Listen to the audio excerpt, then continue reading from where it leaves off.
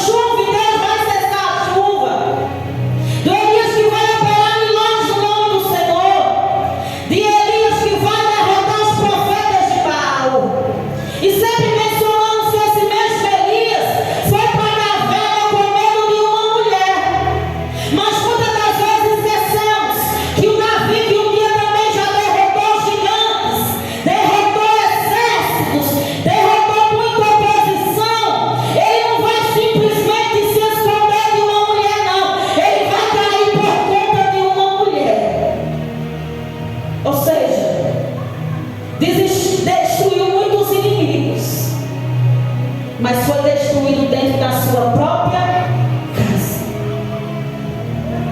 Como eu disse, Davi ele não vai para a guerra, e a Bíblia vai nos dizer que ele envia outros. E eu vejo um grande perigo aqui, porque Davi ele vai tirar a responsabilidade que é dele e ele vai atribuir a outras pessoas. A Bíblia diz que era tempo dos reis irem à guerra, mas Davi vai dizer: vai lá, Joabe, vai lá, meus soldados, a peleja, que eu, Davi, vou ficar em casa. E muitas das vezes acontece isso conosco. É muito fácil estarmos numa guerra travada e dizer: vai lá, missionária, compra essa guerra por mim, vai lá, ora, jejua, consagra e vence essa batalha. Ó, pastor, estou passando tal situação, apresenta essa causa diante de Deus, peleja por mim, pastor, vence a minha batalha. É muito fácil dizer: ore por mim. É muito fácil dizer: jejue por mim. É muito fácil dizer: faça uma campanha por mim, busque por mim. Davi ele vai atribuir a responsabilidade que era dele a outros. Outra hora Davi jamais faria isso. E a Bíblia vai nos dizer que Joabe vai para a batalha, os soldados também vai para a batalha. E um certo dia a Bíblia vai dizer que está lá Davi, sossegado, relaxando. E a Bíblia vai dizer que Davi já se levanta no seu leito, da sua cama, já de tarde. Ou seja, ele está aqui simplesmente negligenciando. Eu imagino que Davi poderia muito bem não ir para aquela peleja, mas poderia estar em casa até mesmo, orando, intercedendo, apresentando aqueles soldados, apresentando aquele exército que estava ali naquela batalha. Mas além dele não, e a Bíblia vai dizer que já é de tarde, e Davi ainda está na cama. Ou seja, ele está vivendo aqui um momento onde ele está dando total descanso às suas responsabilidades com Deus. Aí imagina aqui quem nunca travou uma guerra, quem nunca travou uma batalha, e muitas das vezes a sua vontade é ficar na cama, é ficar deitado, é ficar paralisado. Eu já vivi isso muitas das vezes. Só que eu entendo do meu compromisso com Deus, daquilo a qual Deus me confiou, e eu tomo por decisão de dizer: eu vou levantar da cama, porque eu sei que eu preciso orar. Eu vou levantar da cama, porque eu sei que eu preciso consagrar a minha vida ao Senhor. Eu vou levantar dessa cama, porque eu preciso buscar a presença do Senhor. Porque quando eu fico deitado na cama, eu viro presa fácil para o inimigo. Quando eu fico de todo jeito, e a Bíblia diz, igreja, que o diabo, nosso adversário, ele anda como um leão, procurando a quem possa tragar, ou seja, ele procura a sua presa. A sua presa. E a presa do diabo, se nós não vigiarmos, pode ser eu e pode ser você. Davi foi, por que não eu e você? Aí a Bíblia vai continuar dizendo que Davi não só levanta do seu leito à tarde, mas a Bíblia vai dizer que Davi vai andar passeando ali pelo seu palácio. E Deus me revela algo mediante a isso. Muitas das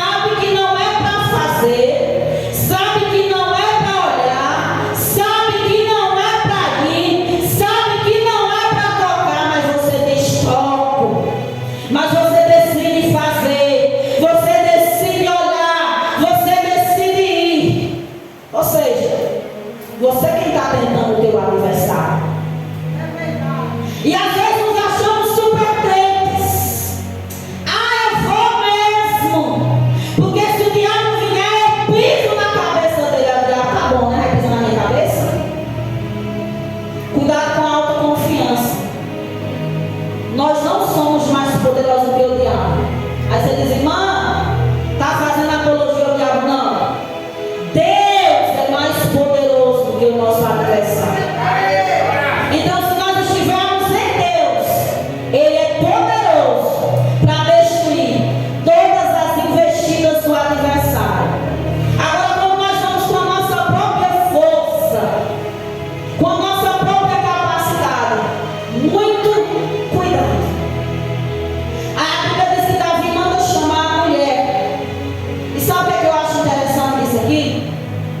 É que alguém vai dizer a Davi, quando Davi pergunta quem é ela, aos avisos de Deus.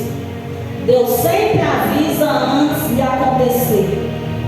O servo de Davi poderia simplesmente olhar e dizer, olha, Betseba. Mas a Bíblia vai dizer que o servo olha e diz, Davi, o nome dela é Betseba, mas ela é filha de Eliã, ou seja, ela tem um pai, viu? E ele vai dizer mais, Davi, ela é casada, ou seja, ela tem um marido, e o marido dela é teu servo, é Urias, um dos teus soldados. Deus, ele avisa, bicho. Deus, ele avisa. Ele sempre vai usar alguém para chamar a nossa atenção. E daí que eu servo? E daí que eu sou missionário, você é um membro, você vem e me alerta. Estamos falando de um rei. Mas um servo, um soldado vem e diz, olha Davi, a mulher tem pai e a mulher também tem marido. Ele só não foi mais claro em dizer, Davi, não é ilícito possuir ela, porque se ele diz, era capaz de como até morrer. Mas ele avisou. Ele avisou. E Deus, ele sempre avisa. A Bíblia vai dizer que Davi não vai dar importância nenhuma. Ele manda vir Betseba, ele se deita com ela, vai para a cama com ela, satisfaz os seus desejos, a sua vontade, e simplesmente agora ele vai fingir que nada aconteceu. Nada aconteceu. Só que a Bíblia vai dizer que chega o aviso a Davi, olha, Betseba mandou te dizer que ela está grávida. Ou seja, o pecado, ele também gera frutos. Pecado gera frutos. E a Bíblia diz que tudo que o homem semear, isso também colherá. Se a tua semente for boa, a tua colheita vai ser boa. Mas se a tua semente for ruim, a tua colheita vai ser ruim.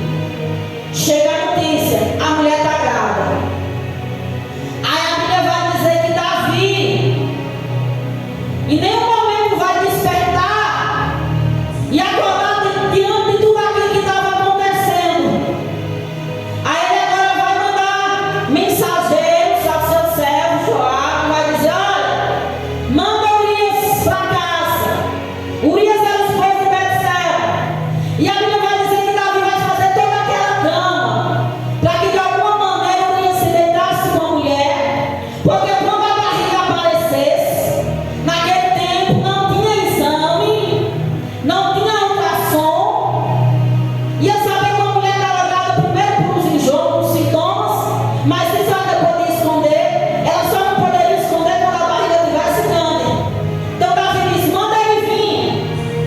E a intenção de Davi é essa, ele vai se deitar com a mulher. Quando vier a descoberta que a mulher está grávida, ele vai achar que o filho,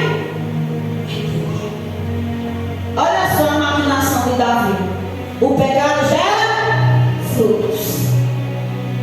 Não gera fruto não, é frutos. Só que a Bíblia vai dizer que quando o dia chega, eu vou explicar bem quantas vezes Davi teve essa tentativa. Só que vai chegar uma indagação que Davi vai procurar Urias e vai dizer, olha, por que tu não foi para a tua casa? Por que tu não foi se deitar com a tua mulher? Aí em vez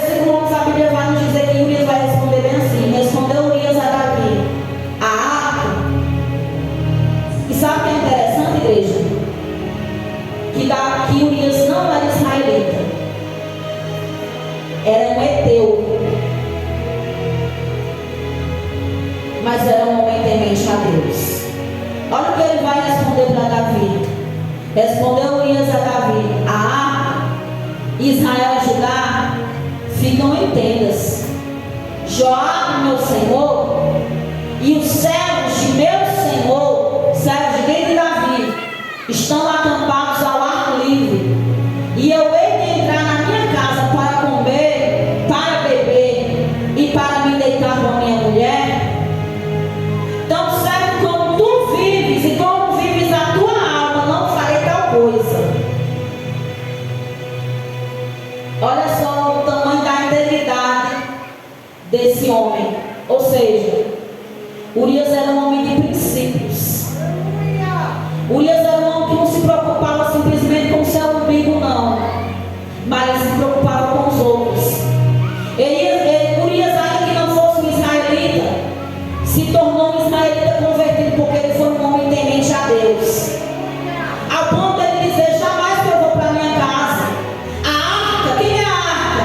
A arca representa a presença de Deus. Israel, Judá, o meu servo, o meu senhor Joabe, todos os meus companheiros soldados estão lá no meio do templo. Eles habitam em tendas. De maneira nenhuma que eu vou para minha casa relaxar, dormir, comer ou me deitar com a minha esposa. Olha só o princípio desse homem. Eu vejo aqui mais um aviso para Davi, porque Davi poderia muito bem ter pegado essas palavras de Urias e ter despertado. Olha, o cara nem de julgar é. E olha quanto ele tem a Deus. Olha, é só um soldado. E olha a preocupação deles com os outros soldados. Olha, ele nem é um judeu realmente dos que foram escolhidos por Deus. Mas olha o cuidado dele com a arca, com a presença de Deus. Estamos falando de Davi que, quando assume o seu reinado, a primeira atitude de Davi vai ser: vamos buscar. Porque no meu reinado vai ter que ter a presença de Deus. Vejam como o homem no pecado ele fica cego, igreja. A ponto de desmerecer aquilo que ele tanto valorizava. A ponto de negligenciar com os princípios que outra hora ele tinha. Porque Davi, ao assumir o seu reinado, ele colocou Deus como primícia e prioridade na sua vida. Mas agora, a preocupação de Davi é simplesmente em acobertar o seu pecado, a sua iniquidade e o seu erro. Eu vejo Davi agora que não está preocupado com a arca, nem preocupado com a presença de Deus, mas está preocupado com a cadeira de rei, com a coroa que está na sua cabeça, está preocupado com o nome, achando que o nome leva ele para algum lugar. Deus não nos salva por cargo nem por nomes. Deus não nos salva por isso. Deus nos salva quando nós temos princípios de obediência. Deus nos salva quando nós somos tementes ao Senhor. Deus nos salva quando nós colocamos o Senhor como primícia e prioridade na nossa vida. Deus nos salva quando não somos orgulhosos, mas estamos preocupados com quem que está à nossa esquerda, à nossa direita.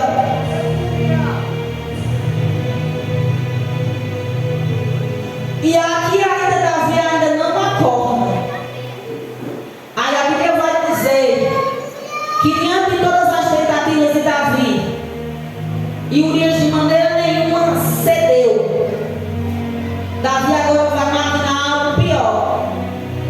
Ele vai mandar uma carta pelas mãos do próprio Urias, para que quando ele chegasse lá na peleja, entregasse nas mãos de Joabe. E na carta vai estar escrito: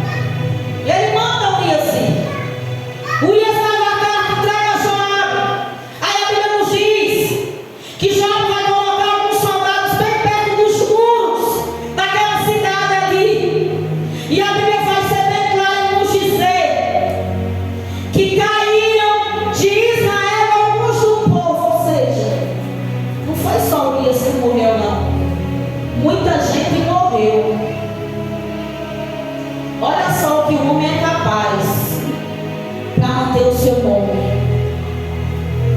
para manter uma aparência boa.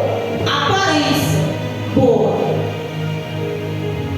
Às vezes não atentamos para esse detalhe, achamos que só o Urias que foi morto. Não. Outros soldados também tiveram que morrer para poder libertar o pecado do seu Senhor. Irmãos, às vezes, por conta de um, outros também morrem.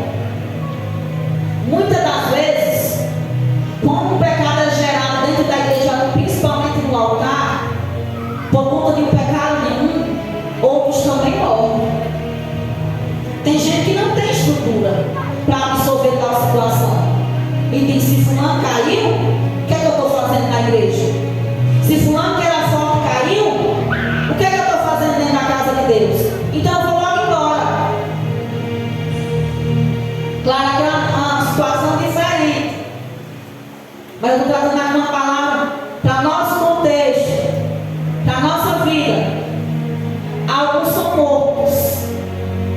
Aí depois Jó manda avisar Davi que Urias está morto.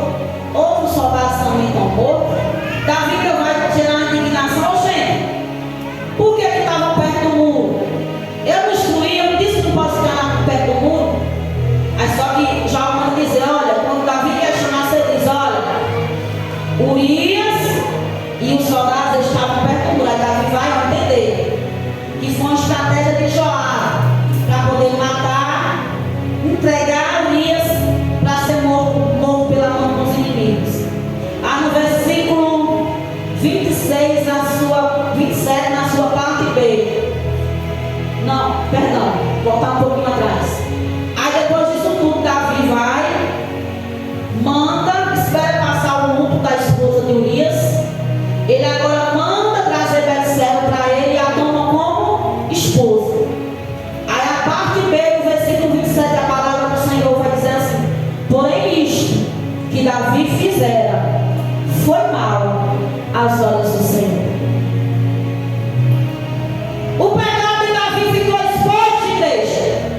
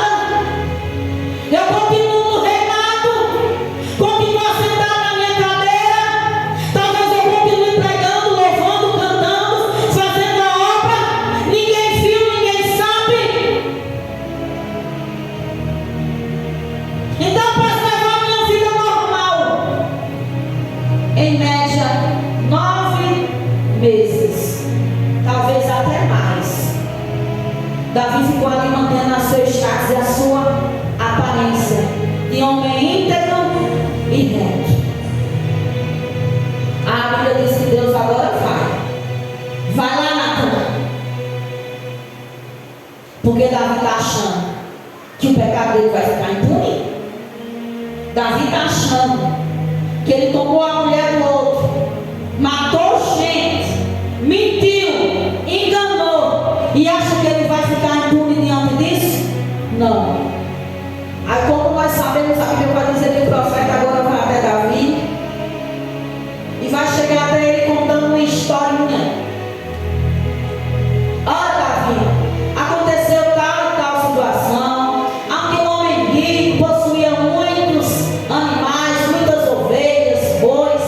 E um certo dia, vindo viajando até a sua casa, ele foi lá e pegou a única cordeirinha que um homem pobre tinha para poder matar e dar de alimento ali àquelas vezes que chegou na sua casa. Ele deu tantos e tantos animais, vai pegar a única cordeira de uma e vai sacrificar e vai dar como alimento àqueles visitantes.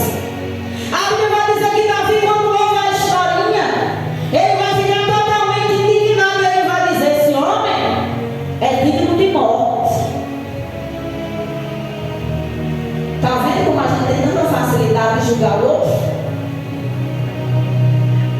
Davi não poderia, diante da história, ter dito: rapaz, eu acho que eu fiz um negócio parecido com esse, acho que ele está falando é de mim.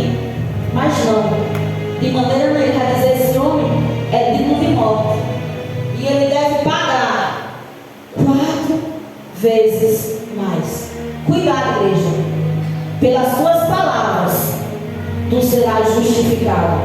Mas pelas tuas palavras, tu serás condenado. O que é que tem saído da nossa boca?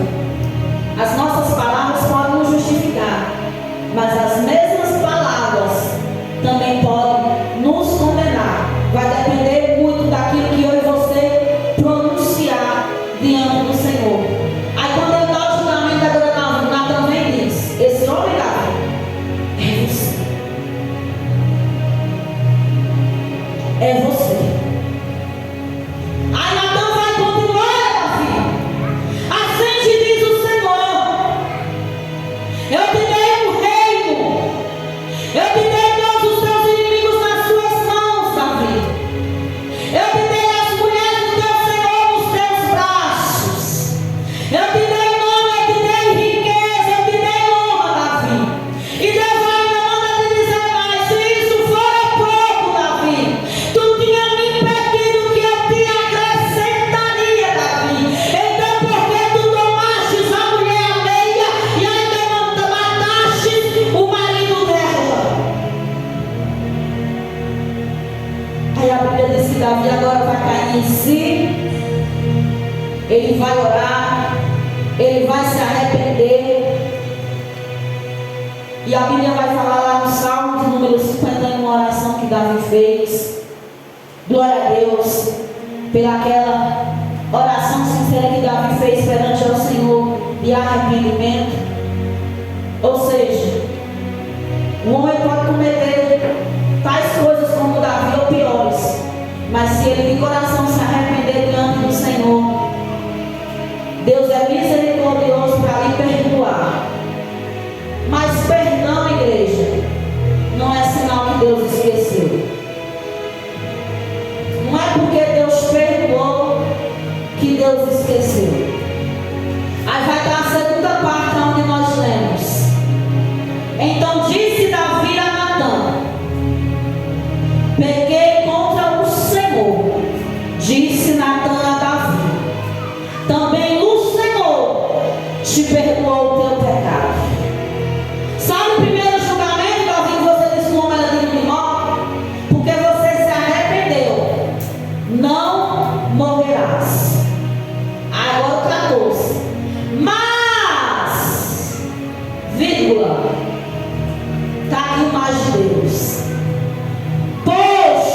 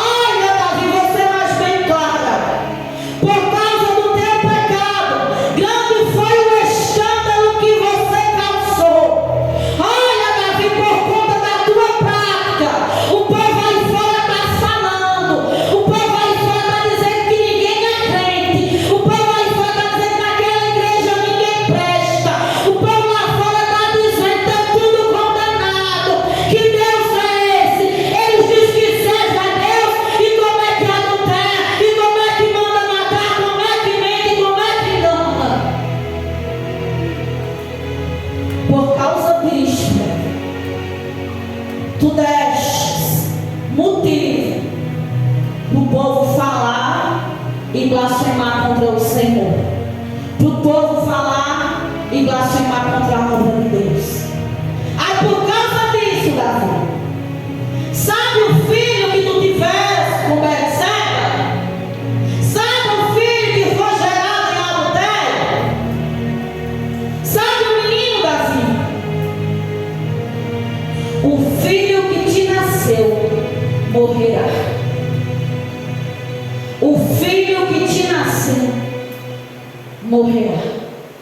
Cuidado, igreja, com os escândalos. Lucas 17:1 acompanha o nome de Jesus. É inevitável que venham escândalos, mas ai do homem pelo qual eles vêm. Olha o que aqui Deus está dizendo. Vai haver escândalos, mas ai do homem por quem eles vêm. Vai pagar um preço. Vai pagar um preço. Romanos 2:24. Pois, como está escrito, o nome de Deus é blasfemado entre os gentios por vossa causa. Aqui nesse texto de Romanos, Paulo ele vai apresentar muitas práticas que os gentios estão fazendo que não agrada a Deus. Mas em sequência disso, Paulo agora ele vai falar com os judeus, representantes da igreja do Senhor. E ele vai dizer: olha, vocês pregam isso, mas vocês fazem. Você diz que isso é pecado, mas vocês praticam. Mas sabe o que acontece por causa disto? O nome de Deus está sendo blasfemado. Entre quem? Entre os ímpios. Entre quem está lá fora. Por causa de quem? Por causa de você. Aí você pode dizer: irmã, eu nunca cometi adultério. Não é só adultério que é pecado, não.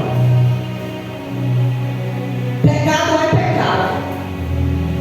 Mentira, você vai dar motivo para estar sendo blasfemado o nome de Deus. Se você cumpre e não paga, você dá motivo para o nome de Deus ser blasfemado.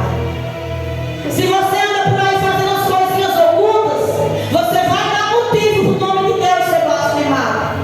E outras em todas as situações. Aí Deus diz: é lícito que venha os escândalos, mas ai do homem por conta os escândalos vêm. Ai de quem vem os escândalos. Muito pregamos que Davi, quando o filho está doente, ele vai orar, jejuar, consagrar e buscar a Deus. E admiramos muito Davi, que ele vai se levantar daquela situação quando chega a notícia que o filho está morto, e ele vai para o templo adorar a Deus. Realmente a atitude belíssima de Davi. Só que muitas das vezes esquecemos que Davi ele vai viver essa situação. O texto é bem claro, irmão. Versículo 13. Por causa disto, o filho que te nasceu morrerá. E eu estou achando muito interessante, igreja. Não sei se você percebeu.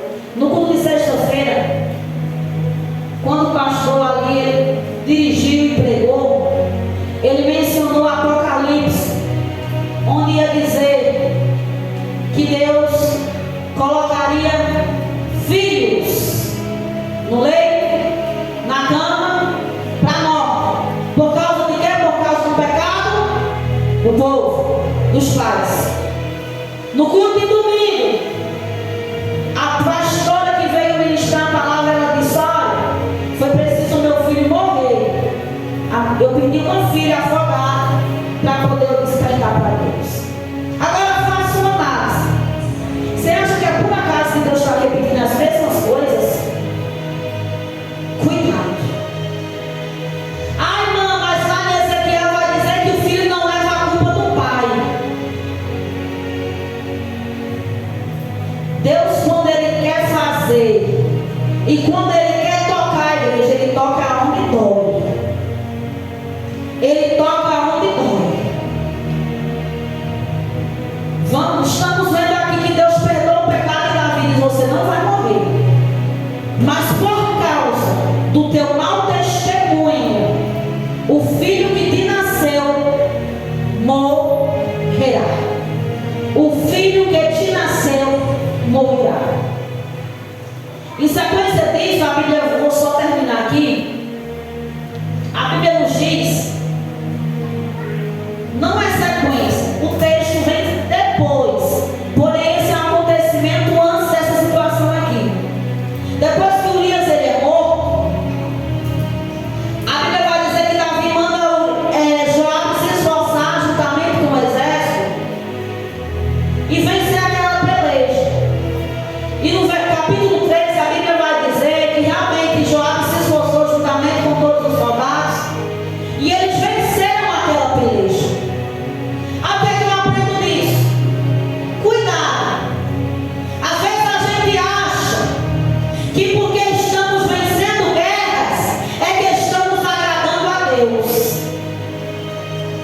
Às vezes a gente acha que porque Deus abriu uma porta, porque uma porta se abriu, é porque nós estamos agradando a Deus.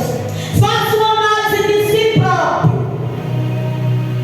Você acha que realmente isso acontece?